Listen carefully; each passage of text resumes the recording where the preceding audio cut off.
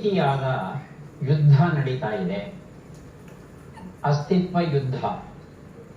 ಮನುಷ್ಯ ತಾನು ಉಳಿಬೇಕು ಅಂತ ಪ್ರಯತ್ನ ಪಡ್ತಾ ಇದ್ರೆ, ಕೊರೋನಾ ತಾನು ಬದುಕಬೇಕು, ತನ್ನ ವಂಶ ಬೆಳಿಬೇಕು ಅಂತ ಅದು ಪ್ರಯತ್ನ ಪಡ್ತಾ ಇದೆ. ಪ್ರಕೃತಿ ಇಬ್ಬರಿಗೂ ಸಹ ತಮ್ಮದೇ ಆದ ಸ್ವಾತಂತ್ರ್ಯಗಳನ್ನ, ತಮ್ಮದೇ ಆದ ಶಕ್ತಿಗಳನ್ನ ನೀಡಿದೆ. ಈ ಹೋರಾಟದಲ್ಲಿ ಕೊರೋನಾ ಗೆಲ್ಲುತ್ತಾ ಮನುಷ್ಯ ಗೆಲ್ತಾನ ನೋಡಬೇಕಾಗಿದೆ. ಮನುಷ್ಯರಾದ ನಾವು ಬದುಕುಳಿಬೇಕು ಅನ್ನೋ ಆಸೆ ನಮಗಿರೋ ಕಾರಣ ಈ ಕೊರೋನಾವನ್ನ ನಿಗ್ರಹಿಸೋದಕ್ಕೆ ಅಗತ್ಯವಾಗಿರ್ತಕ್ಕಂಥ ಕ್ರಮಗಳನ್ನ ಏನು ತಜ್ಞರು ಹೇಳಿದ್ದಾರೆ ಅವುಗಳನ್ನ ಕರಾರುವಾಕ್ಕಾಗಿ ಪಾಲಿಸಬೇಕು. ಮುಖ್ಯವಾಗಿ ಕೆಲಸವಿದ್ದರೆ ಮಾತ್ರ ಹೊರಗಡೆ ಹೋಗಬೇಕು. ಸಾಧ್ಯವಾದಷ್ಟು ಜನಜಂಗುಳಿಯನ್ನ ತಪ್ಪಿಸ್ಬೇಕಾಗುತ್ತೆ. ಮದುವೆ ಮುಂಜಿ ಇತ್ಯಾದಿಗಳನ್ನ ಮುಂದಕ್ಕೆ ಹೋಗಬಹುದು, ಅಥವಾ ಮನೆ ಮಂದಿ ಮಾತ್ರ ಸೇರಿಕೊಂಡು ಮಾಡಿಕೊಂಡ್ರೆ ಬಹಳ ಚೆನ್ನಾಗಿರುತ್ತೆ. ನಾವೆಲ್ಲ ಮನಸ್ಸು ಮಾಡಿದ್ರೆ ಕೊರೋನಾವನ್ನ ನಿಗ್ರಹಿಸಬಹುದು, ಸುಲಭ. ಇಲ್ಲ ಅಂದ್ರೆ ಕೊರೋನಾ ನಮ್ಮನ್ನ ನಿಗ್ರಹಿಸುತ್ತೆ. ಎಲ್ಲರಿಗೂ ನಮಸ್ಕಾರ. ಥಟ್ ಅಂತ ಹೇಳಿ ಕ್ವಿಜ್ ಕಾರ್ಯಕ್ರಮಕ್ಕೆ ತಮಗೆಲ್ಲ ಸ್ವಾಗತ. ಸ್ಪರ್ಧಿಗಳಿಗೂ ಸಹ ಸ್ವಾಗತವನ್ನ ಕೋರ್ತಾ ಇದ್ದೇವೆ. ಮೊದಲು ಸ್ಪರ್ಧಿಗಳ ಪರಿಚಯವನ್ನ ಮಾಡಿಕೊಂಡು ನಂತರ ಕಾರ್ಯಕ್ರಮವನ್ನ ಮುಂದುವರಿಸೋಣ. ಇಂದಿನ ಕಾರ್ಯಕ್ರಮದ ಮೊದಲ ಸ್ಪರ್ಧಿ. ನಮಸ್ಕಾರ, ನಾನು ಮಲ್ಲಿಕಾರ್ಜುನ ಅಂತ ಬೆಂಗಳೂರಿನ ಎಲೆಕ್ಟ್ರಾನಿಕ್ ಸಿಟಿಯಿಂದ ಬಂದಿದ್ದೀನಿ ಸರ್. ನನ್ನ ಹವ್ಯಾಸ ತಟ್ಟಂತ ಹೇಳಿ ಕಾರ್ಯಕ್ರಮ ನೋಡುವುದು ಮತ್ತು ಹಾಡುಗಳನ್ನು ಹಾಡುವುದು. ಬಹಳ ಸಂತೋಷ ಮಲ್ಲಿಕಾರ್ಜುನ್ ಅವರೇ, ಕಾರ್ಯಕ್ರಮಕ್ಕೆ ಸ್ವಾಗತವನ್ನ ಕೋರ್ತಾ ಇದ್ದೇವೆ. ತಮಗೆ ಮುಂದಿನ ಸ್ಪರ್ಧಿ. ನಮಸ್ಕಾರ, ನನ್ನ ಹೆಸರು ದೀಪಾ ಅಂತ. ನಾನು ಶಿವಮೊಗ್ಗದಿಂದ ಬಂದಿದ್ದೇನೆ. ನನ್ನ ಭದ್ರಾವತಿಯಲ್ಲಿ ಸಹ ಶಿಕ್ಷಕಿಯಾಗಿ ಕೆಲಸ ನಿರ್ವಹಿಸುತ್ತಿದ್ದೇನೆ. ನನ್ನ ಹವ್ಯಾಸಗಳು ಹಾಡು ಹೇಳುವುದು. ದೀಪಾ ಅವರಿಗೆ ಸ್ವಾಗತವನ್ನ ಕೋರ್ತಾ ಇದ್ದೇವೆ. ಮುಂದಿನ ಸ್ಪರ್ಧಿ. ನಮಸ್ಕಾರ, ನನ್ನ ಹೆಸರು ಸಚ್ಚಿದಾನಂದ. ಮೂಲತಃ ನಾನು ಸಕರಾಯಪಟ್ಟಣ ಚಿಕ್ಕಮಗಳೂರು ಜಿಲ್ಲೆಯಿಂದ ಬಂದಿದ್ದೇನೆ. ಕೃಷಿಕನಾಗಿ ನಾನು ಕಾರ್ಯನಿರ್ವಹಿಸ್ತಾ ಇದ್ದೇನೆ. ನನ್ನ ಹವ್ಯಾಸ ವೇದ, ಉಪನಿಷತ್ತು ಹಾಗೂ ಪುರಾಣಗಳನ್ನು ಅಧ್ಯಯನ ಮಾಡುವುದು. ತುಂಬಾ ಸಂತೋಷ ಸಚ್ಚಿದಾನಂದ ಅವರೇ, ಕಾರ್ಯಕ್ರಮಕ್ಕೆ ಸ್ವಾಗತವನ್ನ ಕೋರ್ತಾ ಇದ್ದೇವೆ. ತಮಗೆ ಮೂವರು ಸಿದ್ಧವಾಗಿದ್ದೀರಿ ಅಂದ್ರೆ ಕಾರ್ಯಕ್ರಮ ಆರಂಭಿಸೋಣ. ಮೊದಲಿಗೆ ನಿಯಮಗಳನ್ನ ಒಮ್ಮೆ ನೋಡಿಬಿಡೋಣ. ಒಟ್ಟು 12 ಪ್ರಶ್ನೆಗಳು. ಮೊದಲು ಬಜರ್ ಒತ್ತಿದವರಿಗೆ ಉತ್ತರ ನೀಡುವ ಅವಕಾಶ. ಪ್ರತಿ ಸರಿ ಉತ್ತರಕ್ಕೆ ಒಂದು ಪುಸ್ತಕ ಬಹುಮಾನ. ಆಯ್ಕೆಗಳು ಬರುವ ಮೊದಲೇ ಬಜರ್ ಒತ್ತಿ ಸರಿ ಉತ್ತರ ನೀಡಿದರೆ 2 ಪುಸ್ತಕ ಬಹುಮಾನ. 100 ಅಂಕ ಗಳಿಸಿದವರಿಗೆ ವಿಶೇಷ ಬಹುಮಾನ. ನಕಾರಾತ್ಮಕ ತಂತ್ರಗಳಿಗೆ ಅವಕಾಶವಿಲ್ಲ. ಇಂದಿನ ಕಾರ್ಯಕ್ರಮದ ಮೊದಲ ಪುಸ್ತಕ, ಮೊದಲ ಪ್ರಶ್ನೆಯನ್ನ ಈಗ ನೋಡೋಣ. ಕ್ವಿಜ್ ಕರ್ನಾಟಕ ಕನ್ನಡ ಬಳಗ, ಸ್ಟೇಟ್ ಬ್ಯಾಂಕ್ ಆಫ್ ಮೈಸೂರು ಪ್ರಕಟಿಸಿರುವ ಪುಸ್ತಕ ಇದು. ಮೊದಲ ಪ್ರಶ್ನೆ ಈಗ ಬಂತು. ಪ್ರಶ್ನೆಯನ್ನ ನೋಡೋಣ. ಭಾರತದಲ್ಲಿರುವ ಅತ್ಯಂತ ದೊಡ್ಡ ಉಪ್ಪು ನೀರಿನ ಸರೋವರವು ಯಾವುದು? ಆಯ್ಕೆಗಳನ್ನ ನೋಡೋಣ. ನೈನಿತಾಲ್ ಸರೋವರ, ಸಾಂಬಾರ್ ಸರೋವರ, ಲೋಕತಳ ಸರೋವರ, ಭೀಮತಳ ಸರೋವರ. ಮೊದಲಿಗೆ ಮಲ್ಲಿಕಾರ್ಜುನ್, ನಂತರ ದೀಪಾ. ನೈನಿತಾಲ್ ಸರೋವರ. ಆಯ್ಕೆ 1. ದೀಪಾ ಅವರೇ ನೈನಿತಾಲ್ ಸರೋವರ. ಹೇಳಿ ಸಚ್ಚಿದಾನಂದ್. ಭೀಮತಳ ಸರೋವರ. ಉತ್ತರವನ್ನ ನೋಡೋಣ. ಸಾಂಬಾರ್ ಸರೋವರ ಅನ್ನೋದು ಸರಿಯಾದ ಉತ್ತರ ಆಗಿತ್ತು. ಏನಿದು ಸಾಂಬಾರ್ ಸರೋವರ, ವಿಚಿತ್ರವಾಗಿದೆಯಲ್ಲ ಹೆಸರು ಅಂತ ಅನ್ನಿಸ್ಬಹುದು. ಮೂಲ ಹೆಸರು ಸಾಂಬಾರ್ ಸರೋವರ ಅಲ್ಲ, ಶಾಕಾಂಬರಿ ದೇವಿ ಸರೋವರ. ಶಾಕಾಂಬರಿ ಅನ್ನೋ ಹೆಸರು ಕ್ರಮೇಣ ಜನರ ಬಾಯಲ್ಲಿ ಅದು ಸಾಂಬಾರಾಗಿ ಉಳಿದು ಬಿಟ್ಟಿದೆ. ಅದು ಶಾಕಾಂಬರಿ ದೇವಿ ಸರೋವರ ಜೈಪುರಕ್ಕೆ ಸುಮಾರು 60 ಕಿಲೋಮೀಟರ್ ದೂರದಲ್ಲಿದೆ. ಇದು ಸರೋವರ ಅಂತಿದ್ರು ಸಮುದ್ರದ ಹಾಗೆ ದೊಡ್ಡದು. ಎಷ್ಟು ದೊಡ್ಡದಪ್ಪ ಅಂದ್ರೆ 35 ಕಿಲೋಮೀಟರ್ ಉದ್ದ ಇದೆ ಹಾಗೂ 11 ಕಿಲೋಮೀಟರ್ ಅಷ್ಟು ಅಗಲ ಇದೆ. ಇದು ಈ ಸರೋವರದ ಮಧ್ಯಭಾಗದಲ್ಲಿ ಸುಮಾರು 5 ಕಿಲೋಮೀಟರ್ ಉದ್ದದ ಒಂದು ಕಟ್ಟೆಯನ್ನ, ಒಂದು ಅಣೆಕಟ್ಟನ್ನ ಕಟ್ಟಿಬಿಟ್ಟಿದ್ದಾರೆ. ಅಣೆಕಟ್ಟನ್ನ ಕಟ್ಟಿಬಿಟ್ಟು ಆ ನೀರನ್ನ ನಿಯಮಿತವಾಗಿ ಮಾತ್ರ ಹೊರಗಡೆ ಹೋಗುವ ಹಾಗೆ ಒಂದು ವ್ಯವಸ್ಥೆ ಮಾಡಿದ್ದಾರೆ. ಹಾಗಾಗಿ ಆ ನೀರನ್ನ ನಿಲ್ಲಿಸಿದಾಗ ಕಟ್ಟೆಯ ಒಂದು ಭಾಗದಲ್ಲಿ ನೀರೆಲ್ಲ ಆವಿಯಾದ್ಮೇಲೆ ಉಪ್ಪು ಉಳಿಯುತ್ತೆ. ಆ ಉಪ್ಪನ್ನ ಮಾರಾಟ ಮಾಡ್ತಾರೆ. ಹಾಗಾಗಿ ಹೆಚ್ಚಿನ ಹಣ ಬರ್ತಾ ಇದೆ. ಎಷ್ಟು ಉಪ್ಪಪ್ಪ ಅಂದ್ರೆ ಇಡೀ ಭಾರತ ದೇಶದಲ್ಲಿ ಭಾರತೀಯರು ಬಳಸುವಂತ ಉಪ್ಪು ಏನಿದೆ ಅದರಲ್ಲಿ 9% ಉಪ್ಪನ್ನ ಈ ಸಾಂಬಾರ್ ಸರೋವರದಿಂದಲೇ ಪಡೀತಾರೆ. ನಾವೆಲ್ಲ ಅಂದ್ಕೊಂಡಿರ್ತೇವೆ ಉಪ್ಪು ಅಂದ್ರೆ ಸಮುದ್ರ ತೀರದಲ್ಲಿ ಮಾತ್ರ ಮಾಡುವುದು ಅಂತ. ಆದ್ರೆ ನೆಲದ ನಡುವೆಯೂ ಸಹ ಉಪ್ಪನ್ನ ಮಾಡ್ತೇವೆ ಅನ್ನೋ ವಿಚಾರ ಅನೇಕ ಜನಕ್ಕೆ ಹೊಸದಾಗಿ ಇರುತ್ತೆ. ಒಂದು ಸಲ ನೋಡಬಹುದಾದಂತಹ ಪ್ರೇಕ್ಷಣೀಯ ಸ್ಥಳ ಸಾಂಬಾರ್ ಸರೋವರ. ಮುಂದಿನ ಪುಸ್ತಕ ಪಂಪ ರಾಮಾಯಣ ಕಥಾ ವಿಶೇಷ. ಮೆಗುಂಡಿ ಮಲ್ಲಾರಿ ಬರೆದಂತ ಅಪರೂಪದ ಕೃತಿ ಇದು. ಪ್ರಶ್ನೆ: ಬುದ್ಧನಿಗೆ ಸಂಬಂಧಿಸಿದ ಹಾಗೆ ಕಾಂತಕ ಎಂದರೆ ಏನು? ಆಯ್ಕೆಗಳನ್ನ ನೋಡೋಣ. ನೆಚ್ಚಿನ ಗೆಳತಿ, ನೆಚ್ಚಿನ ಅಧ್ಯಾಪಕರು, ನೆಚ್ಚಿನ ಸೇವಕ, ನೆಚ್ಚಿನ ಕುದುರೆ. ಯಾವುದಿರಬಹುದು? ಮೊದಲಿಗೆ ಮಲ್ಲಿಕಾರ್ಜುನ್, ನಂತರ ದೀಪ. ಮಲ್ಲಿಕಾರ್ಜುನ್. ನೆಚ್ಚಿನ ಕುದುರೆ. ನೆಚ್ಚಿನ ಕುದುರೆ. ಕುದುರೆ. ಆಯ್ಕೆ 4. ಹೇಳಿ ದೀಪ. ನೆಚ್ಚಿನ ಸೇವಕ. ಉತ್ತರವನ್ನ ನೋಡೋಣ. ನೆಚ್ಚಿನ ಸೇವಕ, ನೆಚ್ಚಿನ ಕುದುರೆ. ಕುದುರೆ ಅನ್ನೋದು ಸರಿಯಾದ ಉತ್ತರ. ಈ ಉತ್ತರವನ್ನ ಕೊಟ್ಟವರು ಮಲ್ಲಿಕಾರ್ಜುನ್ ಅವರು ಅಲ್ವಾ? ಪಂಪ ರಾಮಾಯಣ ಈ ಪುಸ್ತಕವನ್ನ ಅವರಿಗೆ ಕೊಡ್ತಾ ಇದ್ದೇನೆ. ಸಿದ್ಧಾರ್ಥನಿಗೆ ಅತ್ಯಂತ ನೆಚ್ಚಿನ ಕುದುರೆಯಾಗಿದ್ದ ಈ ಕಾಂತಕ ಸಿದ್ಧಾರ್ಥನ ಬದುಕಲ್ಲಿ ಬಹುದೊಡ್ಡ ಪಾತ್ರವನ್ನ ವಹಿಸಿ ಆತ ಭಗವಾನ್ ಬುದ್ಧನಾಗಿ ಪರಿವರ್ತನೆ ಆಗೋದಕ್ಕೆ ಕಾರಣವಾಗುತ್ತೆ. ಸಿದ್ಧಾರ್ಥ ರಾಜಕುಮಾರನಾಗಿದ್ದವನು ಇದೇ ಕುದುರೆಯ ಮೇಲೆ ಕೂತು ನಗರ ಪ್ರದೇಶಕ್ಕೆ ಹೊರಟಾಗ 4 ದೃಶ್ಯಗಳನ್ನ ಏನ್ ಕಾಣ್ತಾನೆ, ಅದು ಆತನ ಬದುಕಲ್ಲಿ ಏನು ಪರಿವರ್ತನೆ ಆಗುತ್ತೆ, ಅದಕ್ಕೆ ಆ ಸಂದರ್ಭದಲ್ಲಿ ಸಾಕ್ಷಿಯಾಗಿದ್ದದ್ದು ಈ ಕುದುರೆ ಕಾಂತಕ. ಆ ನಂತರ ಬಿಟ್ಟು ಹೋಗಕ್ಕೆ ನಿರ್ಣಯ ಮಾಡ್ತಾನೆ ಸಿದ್ಧಾರ್ಥ. ಆಗ ಆತನನ್ನ ತನ್ನ ಊರಿಂದ ಹೊರಗಡೆ ಕರ್ಕೊಂಡು ಹೋಗಿ ಬುದ್ಧನನ್ನ ಬಿಡುವಂತ, ಸಿದ್ಧಾರ್ಥನನ್ನ ಬಿಡುವಂತ ಕೆಲಸ ಮಾಡೋದು ಈ ಕುದುರೆನೆ. ಆದ್ರೆ ಈ ಕುದುರೆ ಏನು ಅಂತ ಹೇಳ್ತಂದ್ರೆ, ಸಿದ್ಧಾರ್ಥ ಒಂದು ಸಲ ತನ್ನನ್ನ ಬಿಟ್ಟು ಶಾಶ್ವತವಾಗಿ ಹೋಗ್ತಾ ಇದ್ದಾನೆ ಅನ್ನೋ ವಿಚಾರ ಆ ಕುದುರೆಗೆ ಗೊತ್ತಾಗ್ತಾ ಇದ್ದ ಹಾಗೆ ಅಲ್ಲೇ ಹೃದಯಾಘಾತವಾಗಿ ಆ ಕುದುರೆ ಮರಣಿಸುತ್ತೆ. ಅಂದ್ರೆ ಈ ಕಾಂತಕ ಮತ್ತು ಸಿದ್ಧಾರ್ಥರ ನಡುವೆ ಎಂತಹ ಅನುಬಂಧ ಇತ್ತು ಅನ್ನೋದನ್ನ ನಾವು ಮನಗಾಣಬಹುದು. ಹಾಗಾಗಿ ಬೌದ್ಧ ಧರ್ಮದ ಸಂಕೇತದಲ್ಲಿ ಕುದುರೆಯ ಸಂಕೇತ ಬಹಳ ಪ್ರಧಾನವಾಗಿ ಪಾತ್ರವನ್ನ ವಹಿಸಿಕೊಂಡು ಇವತ್ತಿನವರೆಗೂ ಬಂದಿದೆ. ಮುಂದಿನ ಪುಸ್ತಕ ಮತ್ತು ಪ್ರಶ್ನೆ: ನ್ಯಾಯಾಲಯಗಳಲ್ಲಿ ಸ್ವಾತಂತ್ರ್ಯ ಹೋರಾಟ. NP ಶಂಕರ ನಾರಾಯಣ ರಾವ್ ಇದನ್ನ ಬರೆದಿದ್ದಾರೆ. ನಮ್ಮ ಪ್ರಶ್ನೆ: ಭಾರತದಲ್ಲಿ ಬ್ಯಾಂಕ್ ಪರಿಕಲ್ಪನೆಯು ಮೊದಲ ಬಾರಿಗೆ ಯಾವಾಗ ಕಂಡುಬರುತ್ತದೆ? ಆಯ್ಕೆಗಳನ್ನ ನೋಡೋಣ.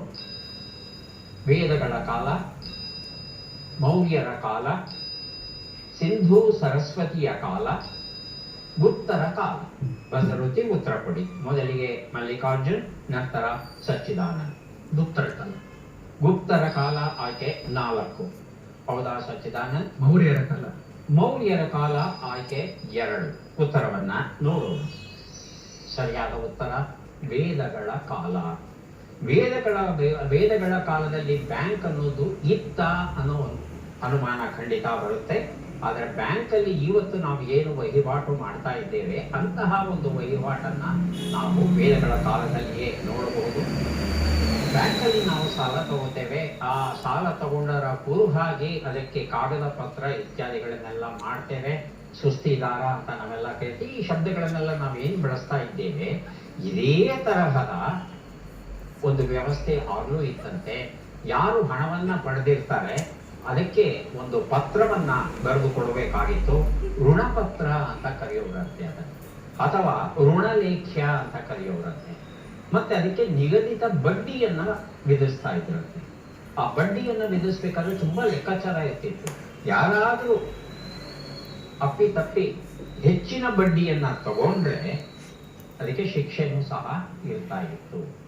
ಈ ರೀತಿಯಾದ ಒಂದು ವ್ಯವಸ್ಥೆ ಇತ್ತು ಅನ್ನೋ ಪ್ರಸ್ತಾಪ ಮನುಸ್ಮೃತಿಯಲ್ಲೂ ಸಹ ದೊರೆಯುತ್ತೆ.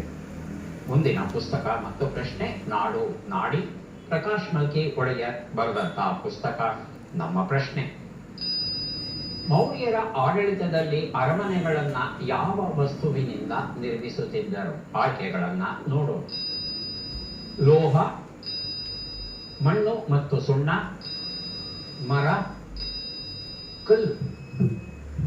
ಮೊದಲಿಗೆ ಮಲ್ಲಿಕಾರ್ಜುನ್, ನಂತರ ದೀಪ. ಮಣ್ಣು ಮತ್ತು ಸುಣ್ಣ. ಮಣ್ಣು ಮತ್ತು ಸುಣ್ಣ. ಹೌದಾ ದೀಪ ಅವರೇ? ಲೋಹದ. ಲೋಹ. ಉತ್ತಮ. ನೋಡು, ಮರ ಅನ್ನೋದು ಸರಿಯಾದ ಉತ್ತರ ಆಗಿತ್ತು. ಮರವನ್ನ ಭಾರತೀಯರು ಎಷ್ಟು ವಿಸ್ತೃತವಾಗಿ ಬಳಸ್ತಾ ಇದ್ರು ಅಂದ್ರೆ ಕಲ್ಪನೆಗೂ ಸಿಗೋಲ್ಲ, ಅಷ್ಟು ಮರವನ್ನ ಬಳಸ್ತಾ ಇದ್ವಿ. ಸತ್ಯ ಏನು ಅಂತ ಹೇಳ್ತಂದ್ರೆ ಶಿಲ್ಪಗಳನ್ನ ಮರದಿಂದ ಮಾಡ್ತಾ ಇದ್ರು. ಈಗ ಮಧುಕೇಶ್ವರ ದೇವಸ್ಥಾನ ಇದೆ ಬನವಾಸಿನಲ್ಲಿ, ನಮ್ಮ ಕರ್ನಾಟಕದಲ್ಲಿ. ಅಲ್ಲಿ ಇರ್ತಕ್ಕಂಥ ಶಿವಲಿಂಗ ಏನಿದೆ ಅದು ಜೇನು ವರ್ಣ, ಜೇನು ಬಣ್ಣದ ಹಾಗೆ ಆ ಕಲ್ಲು ಇರೋ ಕಾರಣ ಆ ಈಶ್ವರನಿಗೆ ಮಧುಕೇಶ್ವರ ಅಂತ ನಾವು ಕರೀತಾ ಇದ್ದೇವೆ. ಅದು ಇತ್ತೀಚಿನದು. ಮೂಲತಃ ಅಲ್ಲಿದ್ದದ್ದು ಕಟ್ಟಿಗೆಯಿಂದ ಮಾಡಿದಂತ ಲಿಂಗ. ಆ ಲಿಂಗ ಹೆಚ್ಚು ಕಾಲ ಬದುಕೋಲ್ಲ, ಅದು ಕ್ರಮೇಣ ನಾನಾ ಕಾರಣಗಳಿಂದ ಹಾಳಾಗುತ್ತೆ. ನಂತರ ಕಲ್ಲಿನ ಲಿಂಗವನ್ನ ನಾವು ಸ್ಥಾಪಿಸಿದ್ದೇವೆ. ಹಾಗೆ ಇಡೀ ಭಾರತದಲ್ಲಿ ದೊಡ್ಡ ದೊಡ್ಡ ಕಟ್ಟಡಗಳೆಲ್ಲ ಏನಿದ್ವು ಅವೆಲ್ಲ ಮರದಿಂದ ನಿರ್ಮಿಸ್ತಾ ಇದ್ರು. ಒಂದು ಆಶ್ಚರ್ಯ ಏನು ಅಂದ್ರೆ ಸಿಂಧೂ ಸರಸ್ವತಿಯಲ್ಲಿ ಸುಟ್ಟ ಇಟ್ಟಿಗೆಗಳಿಂದ ಏನು ಕಟ್ಟಡಗಳನ್ನ, ಅದ್ಭುತವಾದ ಕಟ್ಟಡಗಳನ್ನ ಕಟ್ಟಿದ್ರು, ನಂತರ ಯಾಕೆ ಮರಕ್ಕೆ ಬಂದ್ರು ಅನ್ನೋದೊಂದು ನಿಜಕ್ಕೂ ಕುತೂಹಲಕರವಾದಂತ ವಿಷಯ. ಈಗ ನಾಳಂದ ವಿಶ್ವವಿದ್ಯಾನಿಲಯ, ತಕ್ಷಶಿಲಾ ವಿಶ್ವವಿದ್ಯಾನಿಲಯ, ಅಲ್ಲಿದ್ದಂತ ಕಟ್ಟಡಗಳೆಲ್ಲ ಮರದಿಂದ ಕಟ್ಟಿದ್ದು. ಹಾಗಾಗಿ ಅವೆಲ್ಲ ಸುಟ್ಟು ಅಥವಾ ಮತ್ತೊಂದು ರೀತಿಯಲ್ಲಿ ನಾಶವಾಗಿವೆ. ಮುಂದಿನ ಪುಸ್ತಕ ಬಾಳದೀಪ, ಡಾಕ್ಟರ್ ಶರಶ್ಚಂದ್ರ ರಾನಡೆ ಬರೆದಿರುವಂತದ್ದು ನಮ್ಮ ಪ್ರಶ್ನೆ. ಈ ಬಿಟ್ಟ ಅಕ್ಷರಗಳನ್ನ ತುಂಬಿ 10 ಮನೆಗಳನ್ನ ಕೊಡ್ತಾ ಇದ್ದೇವೆ. ಅದರಲ್ಲಿ 5 ಅಕ್ಷರಗಳನ್ನ 5 ಮನೆಗಳಲ್ಲಿ ಬರೆದಿದ್ದೇವೆ. 5 ಅಕ್ಷರ ತಾವು ಸೇರಿಸಿ ಉತ್ತರ ಕೊಡಬೇಕು. ಮಲ್ಲಿಕಾರ್ಜುನ್. ಪಶ್ಚಿಮ ಘಟ್ಟಗಳ ಅರಣ್ಯ. ಪಶ್ಚಿಮ ಘಟ್ಟಗಳ ಅರಣ್ಯ. ಅರಣ್ಯ. ದೀಪ ಅವರೇ ಮತ್ತು ಸಚ್ಚಿದಾನಂದ್ ಅವರೇ ಹೌದಾ? ಸರಿ. ಪಶ್ಚಿಮ ಘಟ್ಟಗಳ ಅರಣ್ಯವ? ಬಸ್ಸಲ್ಲಿ ಯಾಕಪ್ಪ ಗೊತ್ತೋದು, ಯಾಕೆ ಉತ್ತರ ಹೇಳೋದು? ಆರಾಮಾಗಿ ಇಬ್ರು ಗೊತ್ತಿದ್ದಾರೆ, ಆದ್ರೆ ಉತ್ತರ ಸರಿಯಾ ನೋಡೋಣ. ಪಶ್ಚಿಮ ಘಟ್ಟಗಳ ಅರಣ್ಯ ಉತ್ತರ ಸರಿಯಾಗಿದೆ. ಬಾಳದೀಪ ಈ ಒಂದು ಕೃತಿಯನ್ನ ಮಲ್ಲಿಕಾರ್ಜುನ್ ಅವರಿಗೆ ಕೊಟ್ಟಿದ್ದೀನಿ. ಗಂಡ ಹೆಂಡತಿ ಎನ್ನುವ ಹರಿಗವನಗಳ ಕೃತಿ ಪ್ರಕಾಶ್ ಮಲ್ಕಿ ಒಡೆಯರ್, ಶೋಭಾ ಮಲ್ಕಿ ಒಡೆಯರ್ ಬರೆದಿರುವಂತದ್ದು. ಪ್ರಶ್ನೆ: ಈ ಕೆಳಗಿನ ಲೆಕ್ಕಗಳನ್ನ ಪೂರ್ಣಗೊಳಿಸಿ ಉತ್ತರಗಳನ್ನೆಲ್ಲ ಕೂಡಿ ಅಂತಿಮ ಉತ್ತರವನ್ನ ನೀಡಿ. ಲೆಕ್ಕಗಳು ಬಂದಿದೆ. 1 ನಿಮಿಷದ ಕಾಲಾವಕಾಶ.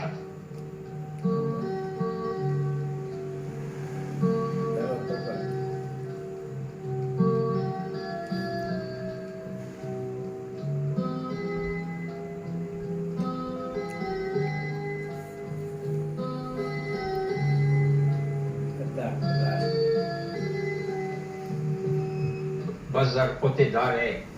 ದೀಪ ಅವರು 324. 324. 3, 2, 4. ಮಲ್ಲಿಕಾರ್ಜುನ್ ಹಾಗೂ ಸಚ್ಚಿದಾನಂದ್ ಇದೇ ಉತ್ತರವ, ಬೇರೆ ಉತ್ತರ ಇರಬಹುದು. ಇನ್ನು ಲೆಕ್ಕವನ್ನ ಮಾಡ್ತಾ ಇದ್ದಾರೆ. ಉತ್ತರವನ್ನ ನೋಡ್ತಾ ಹೋಗೋಣ. 324. ಒಂದು ಉತ್ತರ ಹೇಳಿ ಸರ್. 324. ಅದೇ ಉತ್ತರವಾ? ಒಂದು ಉತ್ತರ. 90, 49, 171, 14 ಎಲ್ಲವನ್ನ ಕೂಡಿದರೆ 324 ಬಂದಿದೆ. ದೀಪ ಅವರು ಸರಿಯಾದ ಉತ್ತರವನ್ನ ಕೊಟ್ಟಿದ್ದಾರೆ. ಗಂಡ ಹೆಂಡತಿ ಎನ್ನುವ ಈ ಒಂದು ಪುಸ್ತಕವನ್ನ ಅವರಿಗೆ ಕೊಟ್ಟಿದ್ದೆ. ದೂರ ತೀರ ಯಾನ ಎನ್ನುವ ಸಣ್ಣ ಕಥಾ ಸಂಕಲನ TR ಉಷಾರಾಣಿ ಇದನ್ನ ಬರೆದಿದ್ದಾರೆ. ಪ್ರಶ್ನೆ: ಈ ಸೂರ್ಯ ದೇವಾಲಯವಿರುವ ನಗರವನ್ನ ಗುರುತಿಸಿ ಚಿತ್ರವನ್ನ ನೋಡೋಣ. ಸರ್ ಚಿತ್ರ ಬರಕ್ ಮೊದಲೇ ಬದಲಾಗ್ಬಿಟ್ರೆ ಸರ್ ಹೇಳಿ ಸರ್. ಕೋನಾರ್ಕ್. ಕೋನಾರ್ಕ್. ಕೋನಾರ್ಕ್. ಬೇರೆಯವರು ಉತ್ತರ ಕೊಡ್ತೀರಾ? ಆಯ್ಕೆಗಳು. ಆಯ್ಕೆಗಳನ್ನ ನೋಡೋಣ. Beijing, Kuala Lumpur, candy, Tokyo. ಹೇಳಿ ಸಚ್ಚಿದಾನಂದ್. ಕೌಲಾಲಂಪುರ್. ಕೌಲಾಲಂಪುರ್. ದೀಪ ಅವರೇ? ಬೀಜಿಂಗ್. ಉತ್ತರವನ್ನ ನೋಡು. ಬೀಜಿಂಗ್ ಅನ್ನೋದು ಸರಿಯಾದ ಉತ್ತರ ಆಗಿತ್ತು. ಅಂದ್ರೆ 3ನೇವರಾಗಿ ಉತ್ತರ ಕೊಟ್ಟರು ದೀಪ ಅವರು. ದೂರ ತೀರಯಾನ ನನ್ನಲ್ಲೇ ಉಳ್ಕೊಳ್ತು. ಒಂದು ಸತ್ಯವನ್ನ ನಾವು ಮನಗಾಣಬೇಕಾಗಿದೆ. ಜಗತ್ತಿನಲ್ಲಿ ಎಷ್ಟು ಧರ್ಮಗಳಿವೆ, ಎಷ್ಟು ಪಂಥಗಳಿವೆ, ಅವರೆಲ್ಲರೂ ಸರಿ ಸಮಾನವಾಗಿ ಆರಾಧಿಸುವಂತಹ ಧರ್ಮ ಯಾವುದಾದರೂ ದೇವರು ಅಥವಾ ಒಂದು ವಸ್ತು ಇದೆ ಅಂದ್ರೆ ಅದು ಸೂರ್ಯ. ಕೇವಲ ಹಿಂದೂ ಧರ್ಮದಲ್ಲಿ ಮಾತ್ರ ಅಲ್ಲ, ಯಾವ ಧರ್ಮ ಆದ್ರೂ ತಗೊಳ್ಳಿ, ಅಲ್ಲಿ ಸೂರ್ಯನಿಗೆ ಒಂದು ಸ್ಥಾನ ಉಂಟು. ಹಾಗಾಗಿ ಬೀಜಿಂಗ್ ಅಲ್ಲಿ ಇರ್ತಕ್ಕಂಥ ಈ ದೇವಸ್ಥಾನ ಏನಿತ್ತು, ಮಿಂಗ್ ವಂಶಸ್ಥರು ಅಂತ ಬರ್ತಾರೆ. ಆ ಮಿಂಗ್ ವಂಶಸ್ಥರು ಸೂರ್ಯನನ್ನ ತಮ್ಮ ಆರಾಧ್ಯ ದೈವವಾಗಿ ಪರಿಗಣಿಸಿ ಆತನಿಗಾಗಿ ವಿಶೇಷ ದೇವಾಲಯವನ್ನ ಕಟ್ಟಿದ್ರು. ಆದ್ರೆ ಕಮ್ಯುನಿಸ್ಟರು ಬಂದ ಮೇಲೆ ಅದು ಸಾಕಷ್ಟು ನಾಶವಾಗಿದೆ. ಆದ್ರೆ ಆ ಪ್ರದೇಶ ಹಾಗೆ ಉಳಿದಿದ್ದು ಅದು ಈಗ ಒಂದು ಸಾರ್ವಜನಿಕ ಉದ್ಯಾನವನ ಆಗಿದೆ. ಆದರೂ ಸಹ ಅಲ್ಲಿ ದೇವಾಲಯ ಇತ್ತು ಅನ್ನೋದು ಅಲ್ಲಿನ ಜನರ ಮನಸ್ಸಲ್ಲಿ ಇವತ್ತಿಗೂ ಉಳಿದಿದೆ. ಮುಂದಿನ ಪುಸ್ತಕ ಮತ್ತು ಪ್ರಶ್ನೆ, ವಿಜ್ಞಾನ ಸಾಹಿತ್ಯ ನಿರ್ಮಾಣ ಕೈಪಿಡಿ. ಟಿ.ಎಸ್. ನಾಗಾಭರಣ ಪ್ರಧಾನ ಸಂಪಾದಕರು, ಪ್ರೊಫೆಸರ್ ಎಂ ಅಬ್ದುಲ್ ರೆಹಮಾನ್ ಪಾಷಾ ಸಂಪಾದಕರು. ನಮ್ಮ ಪ್ರಶ್ನೆ, ಈ ಅಕ್ಷರಗಳನ್ನ ಸರಿಯಾಗಿ ಜೋಡಿಸಿ. ಅಕ್ಷರಗಳು ಉ, ಮು, ಲಾ, ಳು, ಬಿ, ನ, ಗು, ವಿ. ಓದಿ ಮುಗಿಸೋಷ್ಟರಲ್ಲಿ ದೀಪ. ಬಜರ್ ಒತ್ತಿದ್ದಾರೆ. ಉತ್ತರವನ್ನ ಕೇಳು. ಗುಲಾಬಿ ಹೂವಿನ ಮುಳ್ಳು. ಗುಲಾಬಿ ಹೂವಿನ ಮುಳ್ಳು. ಗುಲಾಬಿ ಹೂವಿನ ಮುಳ್ಳು. ಹೌದಾ ಮಲ್ಲಿಕಾರ್ಜುನ್? ಸರಿ ಸರಿ. ಉತ್ತರವನ್ನ ನೋಡು. ಗುಲಾಬಿ ಹೂವಿನ ಮುಳ್ಳು ಅನ್ನೋದು ಉತ್ತರ ಸರಿಯಾಗಿದೆ. ಈ ಉತ್ತರವನ್ನ ಮೊದಲು ಕೊಟ್ಟದ್ದು ದೀಪ. ಅವರಿಗೆ ಕನ್ನಡದಲ್ಲಿ ವಿಜ್ಞಾನ ಸಾಹಿತ್ಯ ನಿರ್ಮಾಣ ಈ ಒಂದು ಪುಸ್ತಕವನ್ನ ಕೊಡ್ತಾ ಇದ್ದೇನೆ.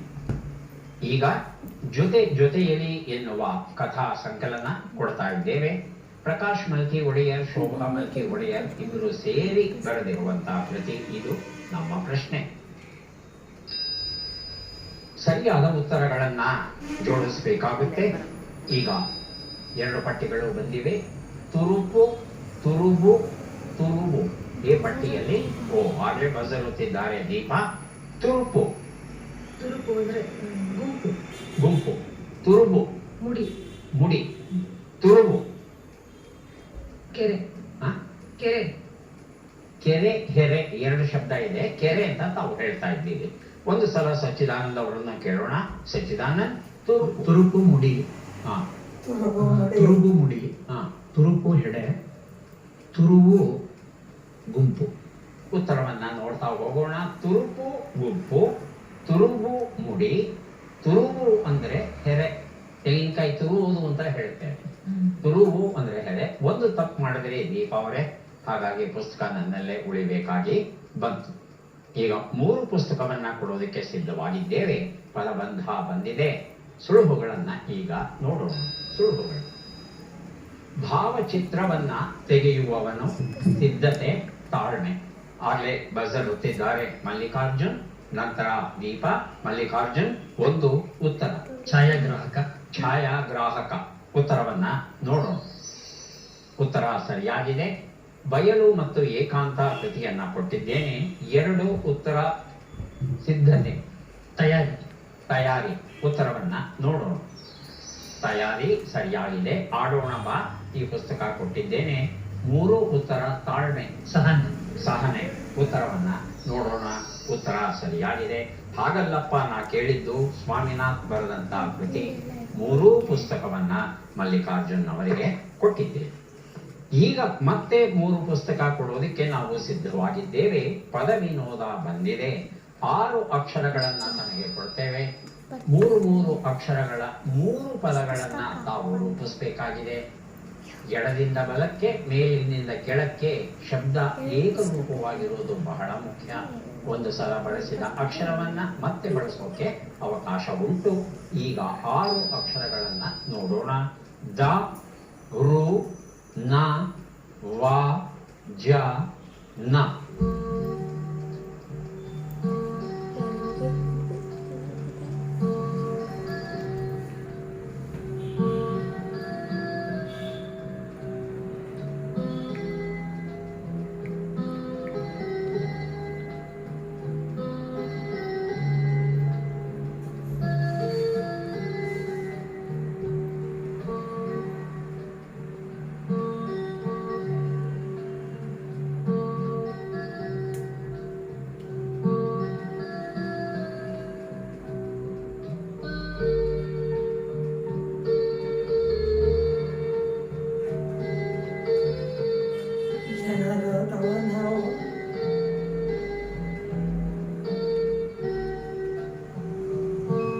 ಬಜರ್ ಹೊತ್ತಿದ್ದಾರೆ ದೀಪ.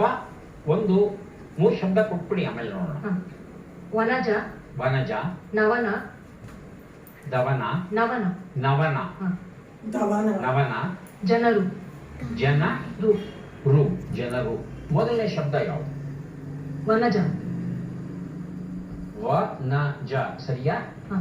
ಹಾ. ವನಜ ಅಂದ್ರೆ ಎರಡನೇ ಶಬ್ದ ನಾ ಇಂದ ಬರಬೇಕು. ಯಾವುದು? ನವನ. ನವ, ನವನ, ಏನ್ ಹಾಗಂದ್ರೆ? ನವೀನತೆ, ನಾವೀನ್ಯತೆ, ಹೊಸದು. ನವನ ಅಂತ ನಾನು ಎಲ್ಲೂ ಕೇಳಲಿಲ್ಲ, ಶಬ್ದ ಇರಬಹುದೇನೋ ಗೊತ್ತಿಲ್ಲ. ಮೂರನೇದು ಜನರು ಹ. ಅಲ್ವಾ? ಇನ್ನು ಯಾರಾದ್ರೂ ಉತ್ತರ ಕೊಡೋರಿದ್ದೀರಾ? ಉತ್ತರವನ್ನ ನೋಡ್ತಾ ಹೋಗೋಣ. ಮೊದಲನೇ ಶಬ್ದ ದವನ. ನವನ ಅಲ್ಲ, ದವನ. ಎರಡನೇದು ವ ಇಂದ ಆರಂಭವಾಗಬೇಕು,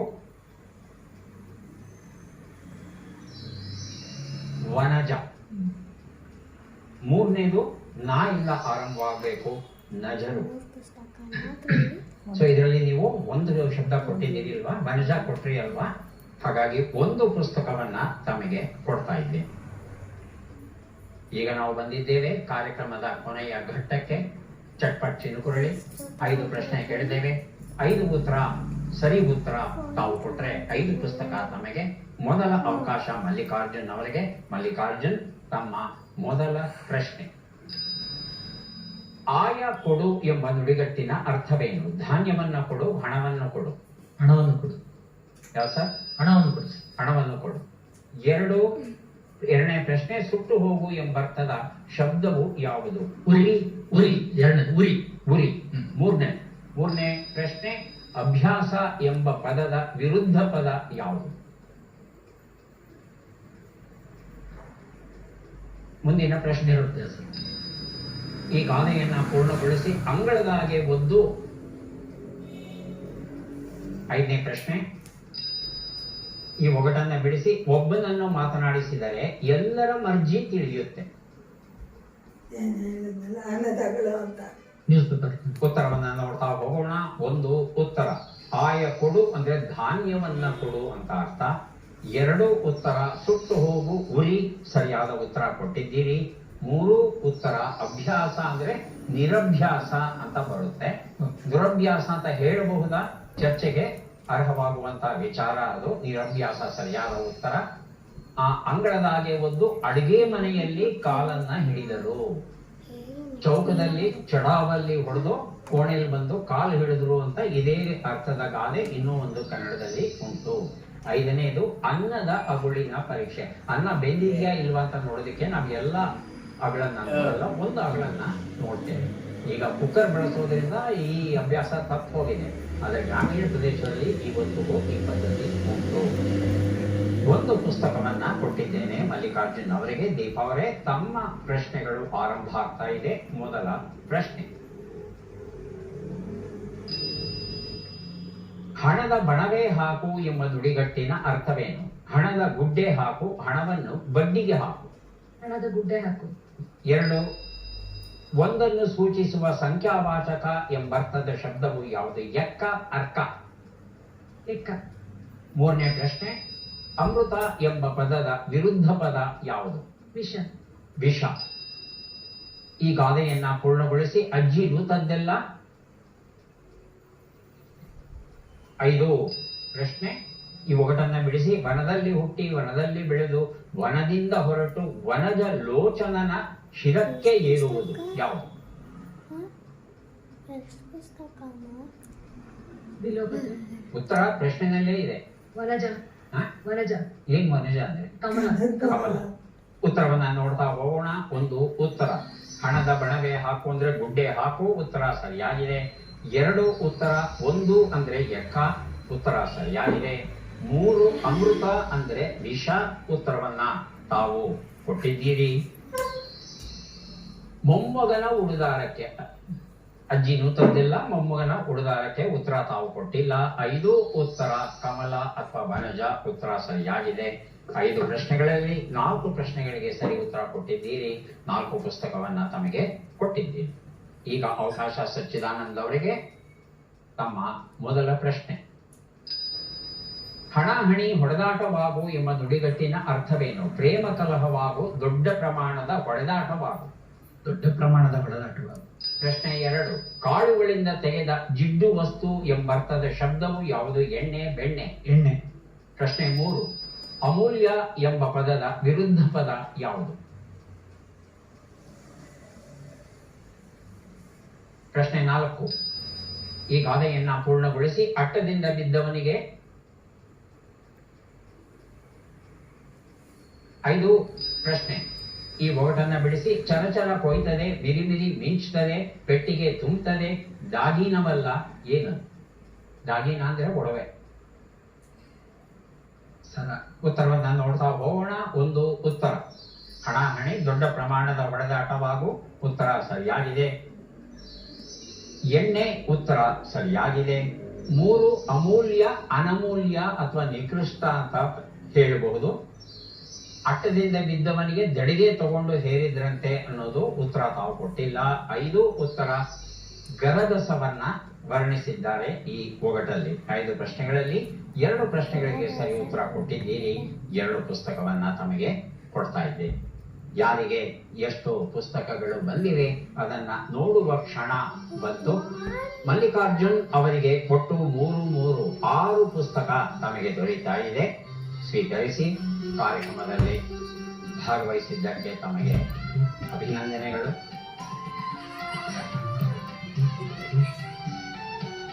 ದೀಪಾ ಅವರಿಗೆ ದೊರೆಯುತ್ತಾ ಇದೆ 3, 4, 7 ಪುಸ್ತಕ ತಮಗೆ ದೊರೆಯುತ್ತಾ ಇದೆ.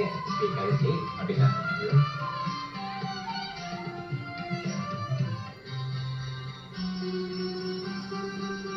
ಸಚ್ಚಿದಾನಂದ್ ಅವರಿಗೆ 2 ಪುಸ್ತಕ ದೊರೆತಿದೆ. ಅಭಿನಂದನೆಗಳು.